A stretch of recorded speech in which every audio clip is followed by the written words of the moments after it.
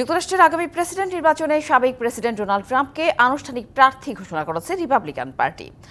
আর ট্রাম্পের running mate হিসেবে মনোনীত করা হয়েছে ওহাইও অঙ্গরাজ্যের সিনেটর জেডি ভ্যান্সকে, যিনি একসময় ট্রাম্পের কট্টর সমালোচক ছিলেন।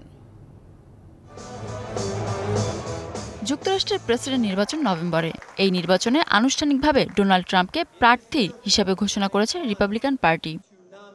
Ohio Senator J.D. Vance for the office of Vice President of the United States of America. সম্মেলনে উপস্থিত প্রায় ২৫০০ রিপাবলিকান প্রতিনিধির সমর্থনে নিজের ভাইস প্রেসিডেন্ট হিসেবে জেডি ভ্যান্সকে বেছে নেন ট্রাম্প।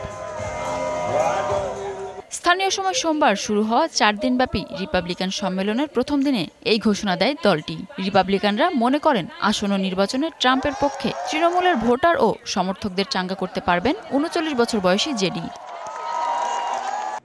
এরপরে নিজের ট্রুথ সোশ্যালে জেডিকে নিয়ে একটি পোস্ট করেন ট্রাম্প। দীর্ঘ আলোচনার পর জেডি ভান্সকে ভাইস প্রেসিডেন্ট হিসেবে বেছে নেওয়া হয়েছে বলে জানান তিনি, যিনি দরিদ্র মানুষ ও কৃষকদের ভাগ্য উন্নয়নে কাজ করবেন বলে প্রত্যাশা ট্রাম্পের।